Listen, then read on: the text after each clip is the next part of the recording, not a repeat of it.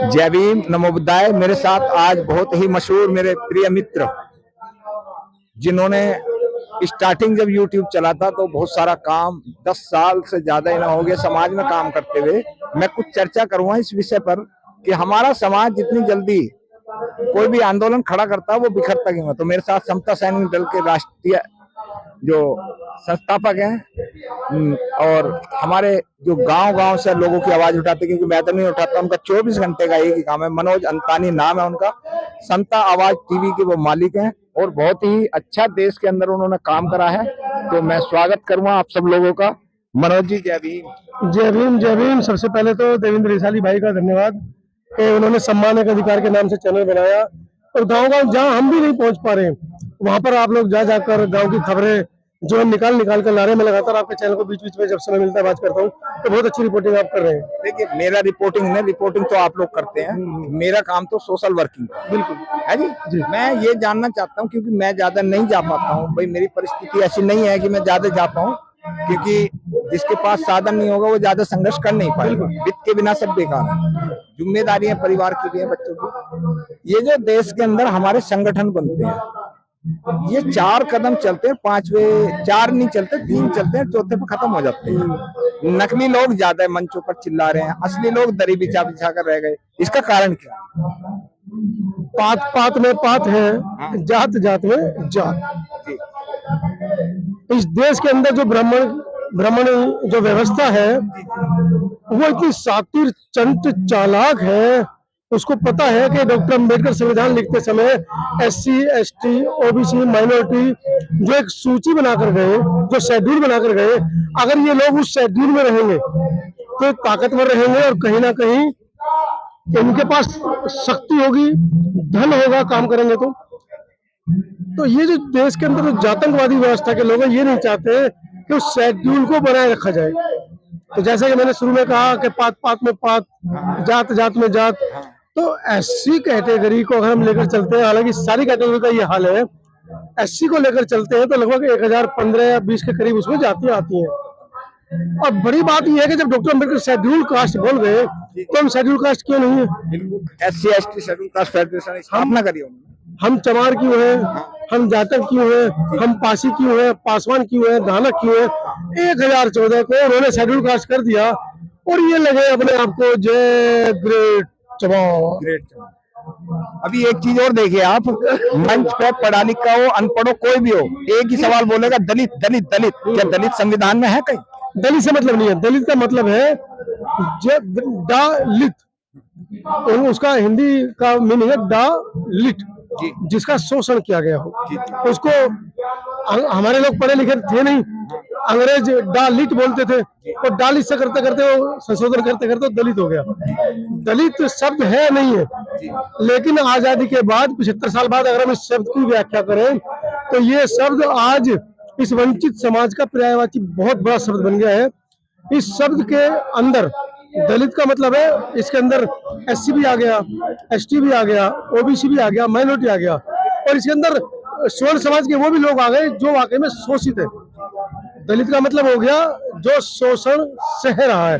तो जैसा कि आपने कहा कि दलित शब्द के ऊपर आपत्ति जताई है, आपत्ति अब दलित आया है, दलित का मतलब दूसरा शब्द लिया है मूल निवासी, परसों कुछ और ले आएंगे। बड़ी मुश्किल से दलित के नाम पे इकट्ठा होना शुरू हुए, अब मूल निवासी के नाम पे आप इकट्ठा करोगे, परसों फिर कुछ और कह दोगे। जब दलित शब्द का अम्ब्रेला आ गया है और उसके अंदर सारी जातियां मिलकर अपने आप को गौरवान्वित महसूस कर रही है। अनुसूचित जाति होना चाहिए ना, दलित होना चाहिए। बिल्कुल, लेकिन दलित 17 लेकिन दलित के अंदर सब आ गए ना, SC भी आ गया, ST भी आ गया। स्वाभिमानी शब्द नहीं है दलित। बाबा साहब ने इस शब्द को जिस टाइम पे लिखा गया था संविधान में, जब भी ऑब्जेक्शन कर दिया था। आप पढ़ो संविधान। स्वाभिमानी चमार भी नहीं है ना, तो चमार कौन सा स्वाभिमान है? लेकिन चमार वंश का अपने आप ही तो कर रहे हैं ना। चमार वंश कोई वंश नहीं। चमार वंश का जो इतिहास है कितना गौरवशाली रहा है, कौन सा रहा है? बताइए। आप किताब पढ़िए, चमार वंश किताब बताइए। कुछ नहीं है ये सब। ये जो नए नए राइटर पैदा हुए हैं, उन्होंने बाबा साहब का जो साहित्य है उसकी मट्टी खराब कर दी। जो 22 वॉल्यूम है बाबा साहब के, उससे अलग उसमें नमक मिर्च मिला के वो कर दिया 22 वॉल्यूम। अगर हमारे स्वाभिमान के लिए किसी ने किताब लिख दी तो क्या बेटा, बाबा साहब की जो रामायण और महाभारत और गीता पढ़ रहे हो वो अच्छी आपके लिए, उनसे क्या लेना देना। बाबा साहब का जो इतिहास है 22 किताबों का वॉल्यूम, उसे हम पढ़ते हैं तो बाबा साहब का पूरा इतिहास एकदम अपनी कलम से है, उसमें तो कोई मिक्सिंग नहीं है ना, है जी? इनपुट नहीं है। तो उसमें बहुत सारी चीजें हमारी निकल कर आती हैं, बहुत सारा हम पढ़ते हैं, उसमें हमारी असली जानकारी आती है। देखिए बाबा साहब से ज्यादा ज्ञानी तो कोई है नहीं, हाँ। ना हम है। हाँ। लेकिन जो दलित शब्द की व्याख्या चल रही है हमारे और आपके बीच में, जिसके ऊपर बहस चल रही है, चलो उस पर बाद में चर्चा होगी। नहीं कहा है। चर्चा ये है कि ये जो हमारे संगठन अलग अलग, अब देखिए देश के अंदर आपने कवरेज करी है, पूरा बिहार में जब से आंदोलन चला आपने सब कवरेज करी है, तो ये आज यहाँ चल रहा है, फिर बिहार में चल रहा है, एक बनते वहां चिल्ला रहा है सुमित रतन को मैं लखनऊ में आर पार की लड़ाई लड़ूंगा। अब ये जो संगठन वाले लोग हैं ये बुलाएंगे तो आम आदमी को और मंच पे खड़ा कर दे उन लल्लू कल्लू को, जिनके लिए उनको ना बुद्धिस्ट है ना उन्होंने बाबा साहब पढ़े हैं, वो अपनी राजनीति चमकाएंगे और उनसे पैसे लेंगे, चले। बहुत बहुत बढ़िया बात बोली आपने कि वो अपनी राजनीति चमकाएंगे। वर्तमान में लगभग पूरे देश में 20 से ज्यादा जगह पे आंदोलन चल रहा है। हरदोई में बौद्ध भिक्षु बुद्ध विहार में अलग बैठे हैं, संकीसा में अलग बैठे हैं, नागपुर में अलग बैठे हैं, मेरठ में अलग बैठे हैं, दिल्ली में अलग बैठे हैं, नोएडा में अलग बैठे हैं। और ये लोग जो पीछे धरना दे रहे हैं, ये 170 दिन बाद आज यहाँ जंतर मंतर पे पहुंचे हैं। इन्होंने फंड दे दिया बनते लोगों को या इन लोगों को अपनी राजनीति चमकाएंगे, बोलेंगे। इन लोगों का ये कहना था कि जिसको भी धरना प्रदर्शन का समर्थन कर रहा है वो बोधगया में आए। जिनको भी धरना प्रदर्शन का समर्थन कर रहा है वो बोधगया में आए, हम बोधगया से बाहर क्यों जाए। अब आज क्या इनकी मजबूरी है कि देश के 20 जगह पर इन लोगों ने धरने प्रदर्शन शुरू कर रखे और आज जंतर मंतर पर आ गए। अगर इस बात को इनसे पूछा जाएगा तो इनको साफ सुन जाएगा। और कहने की बात, दलितों में हर गली में एक राष्ट्रीय अध्यक्ष है, एक राष्ट्रीय महासचिव है, हर गली की बात होता है। एक संस्थापक है और एक कैशियर है। ये 4 लोग हैं। जब कभी कहीं इस तरह के धरना प्रदर्शन होते हैं, बुलाया जाता है, तो 4 में से 2 ही लोग पहुंचते हैं बस। भाषण देने वाला भाषणजीवी जो मंच में भाषण दे रहा होता है और एक पीछे उसकी शूटिंग। ये आज का कार्यक्रम बुद्धिस्टों का है, तो इन राजनीति बाजों को बुलाने का क्या मतलब है? देखिए बुद्धिस्टों के कार्यक्रम में कोई भी अपने आप को बुद्धिस्ट मान सकता है, वो सपोर्ट देना है ना। अगर सपोर्ट देने ना आते तो यहाँ 50 आदमी नहीं होते। ये जो 400-500 रुपए आदमी आपको दिख रहे हैं, जिनको कहा जा रहा था कि 50,000 आदमी इकट्ठा होंगे, जी। अगर ये गैर बुद्धिस्ट लोग जो अपने आप को बुद्ध की विरासत से जोड़कर चल रहे हैं, हमें नकारात्मक नहीं सोचना है, हमें सकारात्मक भी सोचना है कि गैर बुद्धिस्ट लोग जो अपने आप को बुद्ध की शिक्षाओं के साथ जोड़कर देख रहे हैं, समतावादी है, समानतावादी है और हमारे साथ खड़े, तो हमें उनका स्वागत करना चाहिए। लेकिन ये प्रसंचिन आपका रहेगा हमेशा के लिए कि बुद्ध के मानने वाले असली जो बौद्ध लोग हैं वो कहें, वो नकार है। अब यहाँ कल का 27 का भी कार्यक्रम है, 25, 26, 27 2 दिन का ऑल इंडिया बुद्धिस्ट फोरम का प्रोग्राम है जो लगा हुआ है। और 27 तारीख को दिल्ली एनसीआर के बौद्ध भिक्षु है, उनका मैंने इंटरव्यू लिया। मैंने उनसे पूछा क्या नाम है उनका, बनते बीबी त्रिज्योति। और ऑल इंडिया बुद्धिस्ट जो वो भी तो आ जा सकते हैं, जब हमारे धर्म गुरुओं में ही एकता नहीं है, हमारे तो समझ नहीं है। उन्होंने इनसे चर्चा की थी कि हम 27 तारीख को कार्यक्रम कर रहे हैं, आप भी हमारे साथ चर्चा कर लो। ऐसा उन्होंने अपने वक्तव्य में कहा है। लेकिन ये जिद पैर करके नहीं, आज वर्किंग डे हॉलीडे नहीं है, कल भी वर्किंग डे की अभी 15 दिन, इसीलिए इस आंदोलन का ये हाल है। कल भी वर्किंग डे रहेगा, कल का भी यही हाल रहेगा। 27 में एक साथ जो लोग आ जाएंगे वो कल नहीं आएंगे। 27 को संडे दबा कर आप देखिएगा भीड़ रहेगी। बहुत बहुत धन्यवाद। और मेरा निवेदन है कि इनका समता सैन टीवी आवाज है उसे सब्सक्राइब करें। और हमारे भाई ने जो इस टाइम यूट्यूब, क्योंकि मुझे तो इन लोगों की कमी की वजह से बनाना पड़ा कभी नहीं है, हम लोग भी अकेले कोई बात नहीं, हमने बहुत पर्चे चिपकाए हैं, हमारी तरह खुद ही शूट करते हैं, खुद ही रिपोर्टिंग करते हैं, आप सभी से खुद ही एडिटिंग करते हैं, खुद ही अपलोड करते हैं। और परेशानी आपको समझ में आ रही होंगी अब जब आपने खुद ने अपना बना लिया। देखो भैया, मैंने तो एक बात सीख ली, अगर मेरा घर बुक्का मरेगा तो मैं दूसरे घर में आग जरूर लगाऊंगा। बिल्कुल लगानी भी पड़ेगी। देखो संतोष हमारे पीछे, संतोष आओ। संतोष जी हमारे छोटे भाई हैं, संतोष जी आज का आंदोलन सफल क्यों नहीं हुआ? संतोष के बारे में बता दूं, सवाल बाद में पूछ लेना। संतोष अपने घर के इकलौते लड़के हैं। मैं तो 4 हूँ, लेकिन सारे भाई अपने अपने घर के हैं। लेकिन संतोष के ऊपर कितनी जिम्मेदारी है। माता पिता रिटायर हो चुके हैं, घर में मम्मी है, 2 सिस्टर्स। अभी कोरोना काल में उनके दोनों जीजाजी एक्सपायर हो गए और उन दोनों के छोटे बच्चे हैं। बड़ी इकलौते लड़की के ऊपर इतनी बड़ी जिम्मेदारी है। उसके बावजूद मोबाइल कैमरा लेकर आप लोगों की आवाज उठा रहा है। आप लोगों के लिए जो काम देश की मीडिया को करना चाहिए था, संतोष जैसे साथी हमारे कर रहे हैं। तो अगर हम लोग कहते हैं कि सहयोग कर दो, अगर आप 1000 आदमी 10-10 रुपए सहयोग करेंगे तो महीने के 10,000 पहुंच जाएंगे, एक सैलरी पहुंच जाएगी आप लोगों की तरफ से। लेकिन आप लोग 10 रुपए भी देने को तैयार नहीं है। और वैसे कोशिश कर रहे हैं इनको नेशनल मीडिया आ जाए, मीडिया है कि आपको दिखाने के लिए। नेशनल मीडिया आ जाए इनके लिए, मतलब ये जो लोग काम कर रहे हैं इनके लिए 100, 200, 500 रुपए नहीं है, नेशनल मीडिया है। संतोष जी कैसे हैं आप? बहुत बहुत धन्यवाद। बहुत दिनों बाद मिल रहे हैं क्योंकि बहन जी के जन्मदिन तक आज बाद मिले थे। बिल्कुल, आप भी निरंतर मतलब आवाज उठाते रहे समाज में, और इसी तरीके से आप उठाते रहिए, और आपका जो संघर्ष है वो जायज नहीं जाएगा। और आप कहीं ना कहीं मतलब ये दिखाई देते हैं। बड़े भाई मनोज अंतानी जी समता आवाज टीवी के, जो इनके सानिध्य में एक छोटा सा चैनल चल रहा है, आवाज भारत, देश का सबसे बड़ा चैनल। मेरा जो इनके सानिध्य में मेरा जो चैनल चल रहा है वो आवाज भारत टीवी के नाम से है, और इन्होंने ही मतलब कि पूरा उसका इनॉग्रेशन करा था। मैं संतोष कुमार अम्बेश।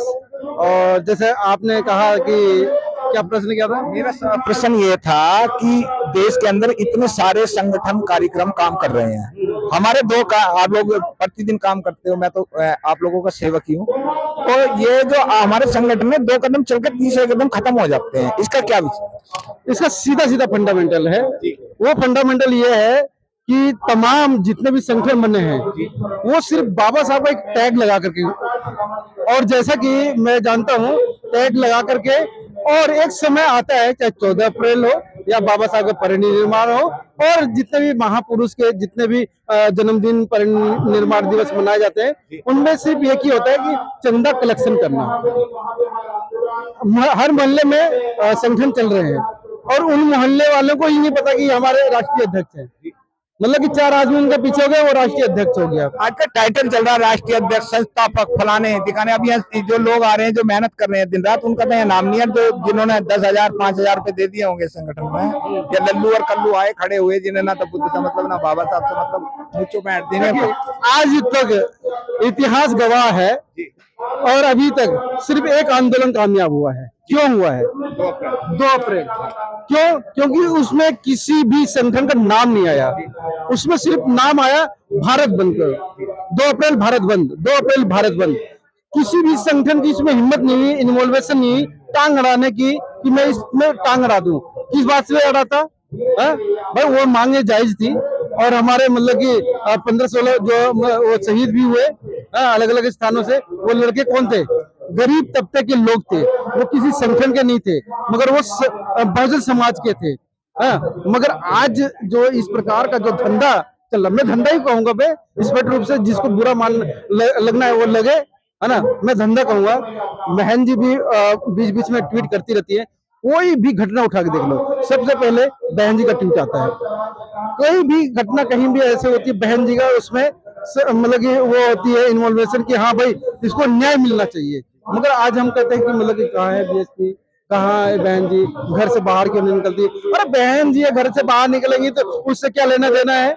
भैया नहीं है, बहुत सारे लाखों लाखों भैया हैं, वो आवाज उठा रहे हैं, वो क्या कम है क्या?